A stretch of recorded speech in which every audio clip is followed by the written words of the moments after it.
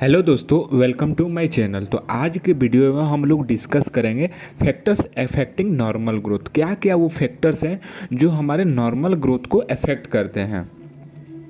तो सबसे पहले जो नॉर्मल ग्रोथ है उसे उसे हम लोग जो नॉर्मल ग्रोथ एंड डेवलपमेंट है वो बेबी के बर्न से पहले ही स्टार्ट हो जाता है। यानी मदर के ओम में जब बेबी प्रेजेंट होता है तभी से उसका ग्रोथ एंड डेवलपमेंट का प्रोसेस स्टार्ट हो जाता है।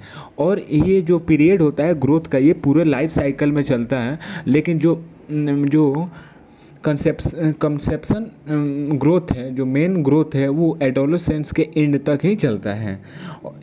और जितने भी चाइल्ड होते हैं उनका जो ग्रोथ पैटर्न होता है वो डिफरेंट डिफरेंट होता है। तो सबसे पहले देख लेते हैं डिफिनीशन ऑफ ग्रोथ। तो this is the process of physical maturation. जो ग्रोथ है ये एक फिजिकल मैचुरेशन का ही प्रोसेस है। Refer to and increase in physical size of the whole body and various organ. जो ये ग्रोथ हो रहा है इसमें बॉडी के में बहुत सारे फिजिकल मतलब चेंजिंग होते हैं। जैसे फिजिकली साइज में चेंज होता है पूरे बॉडी का और ऑर्गन्स का। जैसे हमारे जब हम लोग छोटे होते हैं तो हमारे जो लिम्ब हैं, upper limb and lower limb, या बहुत सारे ऑर्गन हैं, ये इनके साइज होते हैं वो फिजिकली साइज छोटे होते हैं। लेकिन जैसे जैसे ग्रोथ होता है वैसे वैसे जो हमारे लिम्ब है या जो भी बॉडी का और अदर ऑर्गन है उनके साइज फिजिकल साइज बढ़ने लगता है। It occur by multiplication of cells and an increase of intracellular substance. जो भी ग्रोथ होता है ये सडन ग्रोथ नहीं होता है। जो भी सेल्स हैं वो धीरे धीरे मल्टीप्लाई करते हैं और इनके जो भी इंट्रासेलुलर भी सब्सटेंस है वो इंक्रीज करता है। It is a quantitative change of the body. It can measure in KG, pound, metre, inch, etc। जो भी ग्रोथ है इसको हम लोग मेजर कैसे करते हैं। अगर वेट, बॉडी का वेट जैसे मेजर करना है तो उसका जो यूनिट है वो अलग है, जैसे किलोग्राम है। और जैसे हाइट को मेजर करना है तो मीटर होगा, इंचेज होगा। ये सब अलग अलग जो ग्रोथ के मेजर करने के यूनिट्स हैं।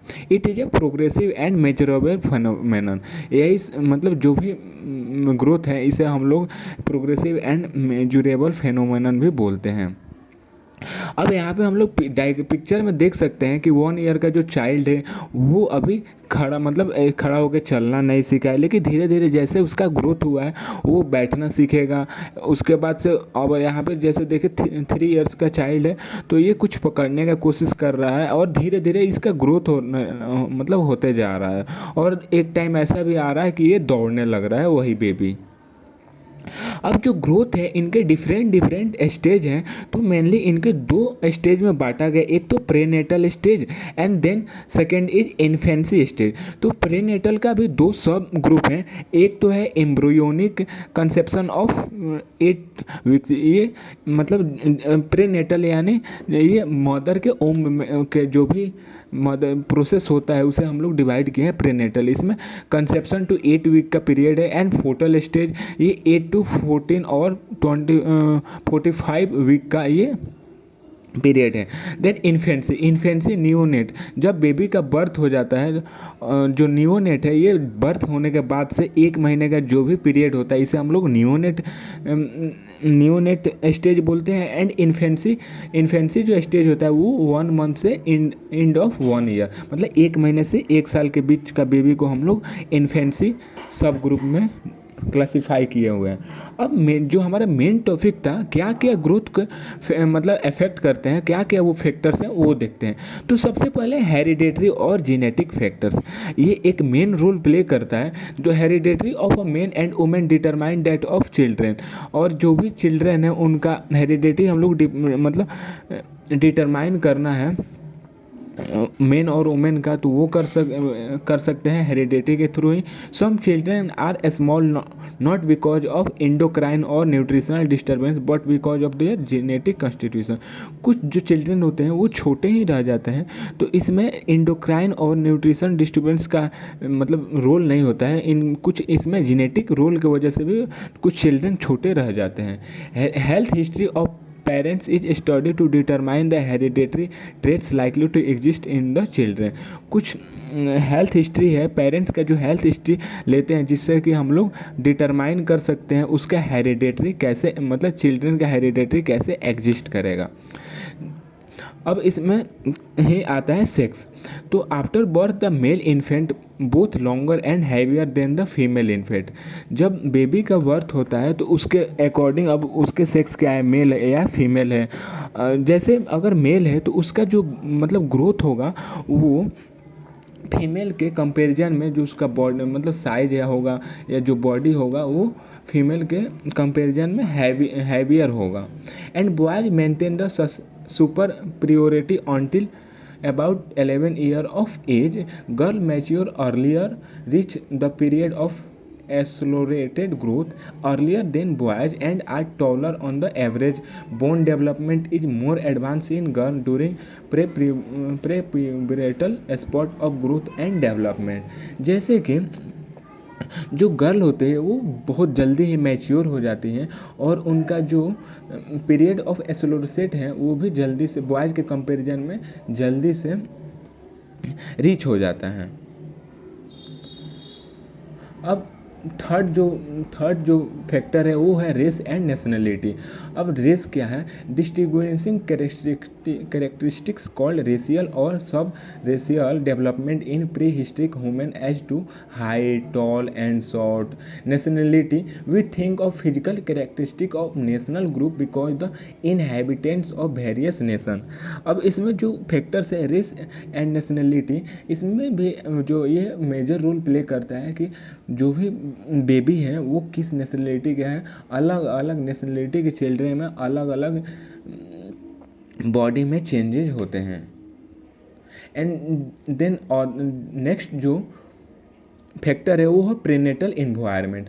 Prenatal environment is very important for intra यूटेरिन development of the fetus, particularly since the uterus shield the fetus from the full impact of external adverse condition।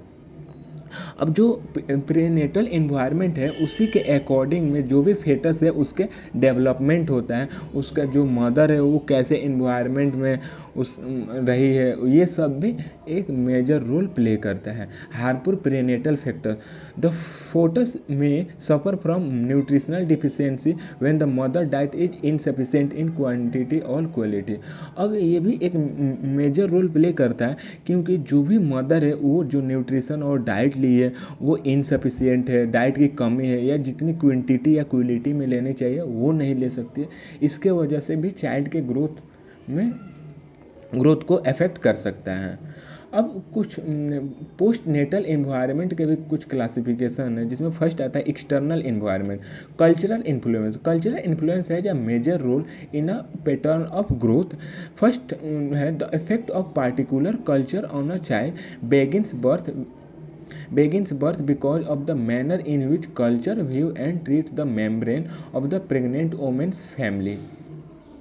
अब इसमें डिफरेंट जो कल्चर होते हैं वो भी इन्फ्लुएंस करते हैं, जैसे जो मदर का मैनर क्या है, उसके कल्चर कैसे कैसे हैं, उनके जो फैमिली है वो प्रेग्नेंट वोमेन के साथ कैसे ट्रीट करते हैं, जो भी डाइट की रिक्वायरमेंट है वो फुलफिल कर पा रहे हैं कि नहीं, ये सब भी एक जो बेबी का ग्रोथ है उसमें अफेक्ट करते हैं। सेकेंड है the place which mother deliver the baby also determined by the culture.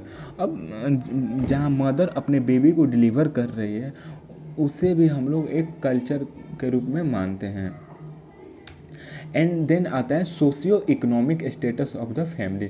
Socio economic status में क्या होता है, the environments of the lower socio economic group में be less favourable that the middle and upper groups. जो socio economics status है वो भी major role play करता है क्योंकि जो भी मदर को डाइट की रिक्वायरमेंट है वो सही से फुलफिल ना हो, सोशियो इकोनॉमिक वजह से फुलफिल ना हो पाए, या वो जो मदर है वो बहुत बिजी हो, उसे बहुत सारे काम हो जिसके वजह से वो अपने जो भी बेबी हो उसका ख्याल ना रख सकते, तो ये भी अफेक्ट करता है। Parents in financial circumstance are less likely to understand. जो भी पेरेंट्स हैं फाइनेंशियली बहुत वीक है वो ये सब फैक्टर्स को नहीं समझ पाते कि डाइट प्रॉपर बहुत मतलब इम्पोर्टेंट है, ये सब वो नहीं समझ। The principle of modern scientific scientific child, the principle of modern scientific care, they lack money to buy essential of health and diet, and often they are unable, unwilling or unsure of how to obtain medical care and hospital. जो भी जो भी socio economic week होते हैं, वो भी जितने भी इसेंशियल हेल्थ और डाइट वाले प्रोडक्ट है वो सब नहीं खरीद पाते, क्योंकि उनका जो सोशियो इकोनॉमिक्स है वो बहुत वीक होता है। अब ये सब के बाद अब मेन जो आता है, ये एक न्यूट्रिशन आता है जो बेबी के ग्रोथ में मेजर रोल प्ले करता है। Nutrition is related to both and quantitative and qualitative supply of food elements, protein, fat, carbohydrates, minerals and vitamins. जो भी न्यूट्रिशन है, जैसे न्यूट्रिशन मेन कंपोनेंट एलिमेंट्स है, जैसे प्रोटीन्स हो गए, फैट्स हो गए, कार्बोहाइड्रेट्स हो गए, मिनरल्स हो गए और विटामिन्स हो गए, ये सब अगर बेबी को सही क्वालिटी और क्वांटिटी में नहीं मिला तो वो भी ग्रोथ को अफेक्ट कर सकते हैं, क्योंकि हमारे बॉडी में जो भी ग्रोथ होता है वो प्रोटीन्स की वजह से होता है। कार्बोहाइड्रेट्स जो होता है वो एनर्जी देने का काम करता है, एंड मिनरल्स और विटामिन्स हो गए जो भी हमारे इम्यून सिस्टम को सही रखते हैं। If these essential nutrition are received in the balanced amount necessary to sustain life, और ये सब जो भी essential nutrition है और ये सब अगर बेबी को मिल जाते हैं तो उनका जो सस्टेन लाइफ है वो क्वालिटी बढ़ जाएगी। To promote growth and development, और ये बहुत इस मेजर इम्पोर्टेंट रोल प्ले करते हैं ग्रोथ को प्रमोट करने में। A child is well nourish, the nutritional need of children depends on the age, sex, rate of growth and level of activity. During period of rapid growth such as the perinatal period, infancy, puberty and adolescence, the need for protein and calorie is increased. Then other factor है वो है climate and season. जो भी baby है वो किस climate में और किस सीजन में रह रहा है वो भी एक इम्पोर्टेंट रोल प्ले करता है। Climate variation influence the infant health. During the summer season children are more prone to suffer the diarrhoeal disease and cholera. The season of the year influence growth rates in the height and weight, especially in older children. Weight gain are lowest in the spring and early in summer. जो weight gain होता है baby का वो मतलब वो spring season में बहुत कम होता है, एंड जो अर्ली समर सीजन हो उसमें ग्रोथ का जो स्पीड होता है वो काफ़ी ज़्यादा होता है in comparison to spring season, and greatest in late summer and autumn. Then आता है डेविएशन फ्रॉम पॉजिटिव हेल्थ।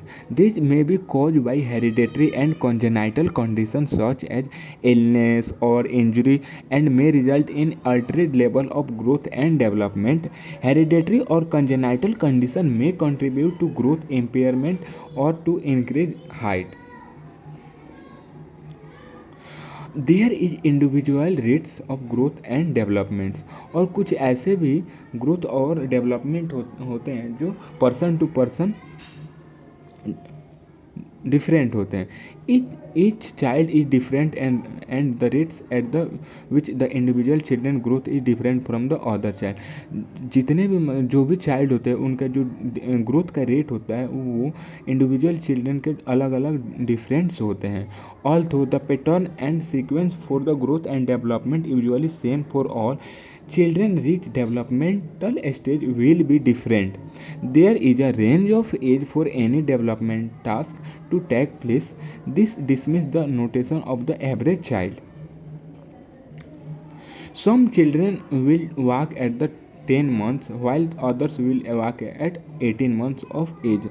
यही मैंने बता रहा था कि कुछ जो चिल्ड्रन होते हैं वो 10 महीना, जैसे उनका एज 10 महीने का होता है तब से वो चलना मतलब स्टार्ट कर देते हैं, लेकिन कुछ चिल्ड्रन होते हैं जो मतलब 18 मंथ के बाद चलना स्टार्ट करते हैं।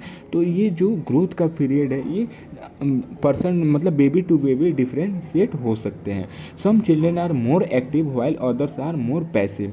कुछ चिल्ड्रन होते हैं वो ज़्यादा एक्टिव होते हैं खेलने कूदने में, और कुछ चिल्ड्रन होते हैं जो मोर पैसिव होते हैं, यानी वो ज़्यादा खेलने कूदने या शांत रहने में ज़्यादा शांत रहते हैं। Rates of growth and development are not uniform with an individual child. जो भी रेट और मतलब ग्रोथ और रेट डेवलपमेंट का रेट है वो सारे बच्चों में एक जैसा नहीं हो सकते हैं। डेट्स